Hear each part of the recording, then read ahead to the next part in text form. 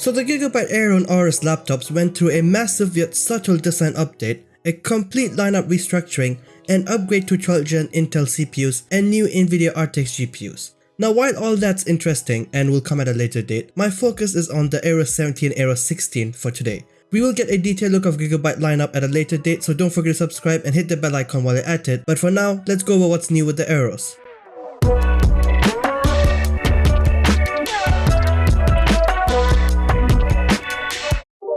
So like every laptop in the 2022 Gigabyte lineup, the Gigabyte Aero 17 and 16 gets a new design. It now closely matches MacBook's design language, except the camera notches above the screen bezel instead of into the screen. But surprisingly, the Aero 17 stays with the 17-inch 16:9 aspect ratio screen, while maintaining a super narrow all-round bezel compared to the 16:10 golden ratio 16-inch display.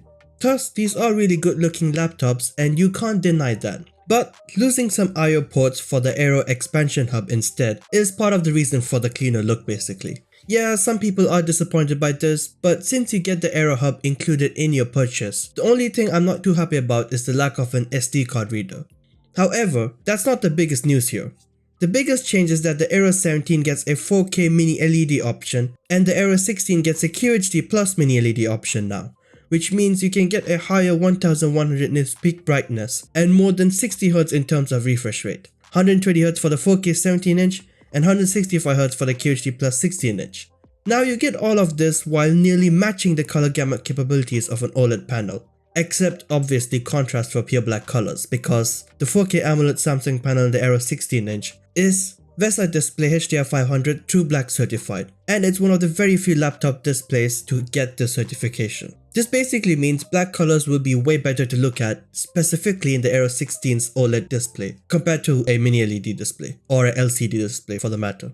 For the 17-inch though, compared to the last gen, this is a huge improvement cause remember the last gen was an IPS LCD matte display panel. So improved color gamut, brightness, contrast and refresh rate now with the 17-inch. However, mini LED has its own issues, and a look at the panel specs on the Gigabyte website and some digging will show what this issue is.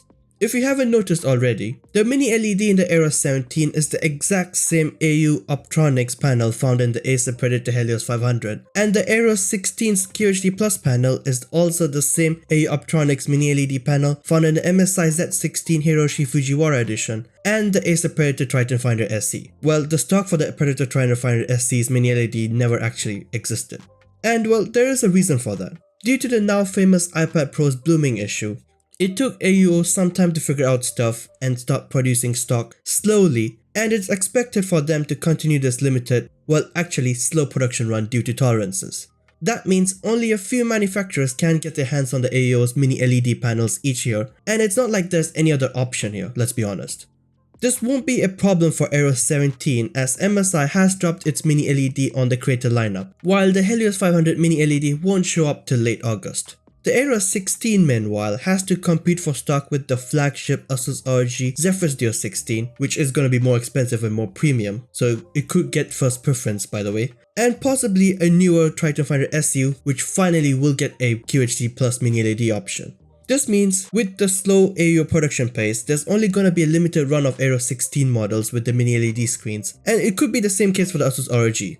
All this probably means if you want the mini LED, you likely will be stuck with the 17-inch. Now the other issue is the blooming, which I did mention, but AUO again has worked really hard to reduce the effect, and both these panels have improved 512 local dimming zones from the initial 240 found in the 2022 MSI Creator 17.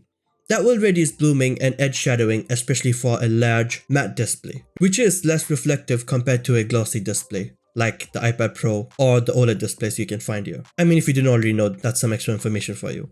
Displays aside, you get the Microsoft Azure AI, also called AI Boost, which is an industry first since last year, and Nvidia Studio drivers, all content creator friendly, and as a content creator you simply cannot go wrong with the Aero 17 or 16, and it's highly likely that the choice between the Aero 17 or 16-inch could come down to whether you want the mini LED or not. Now you do have a 15-inch base option with the 4K OLED displays from last year carried over, so HDR 400 True Black instead of 500. But again, I will go more into each model in detail in future videos, so don't forget to subscribe for more juicy content, and until then go ahead and check out my other videos and see you soon.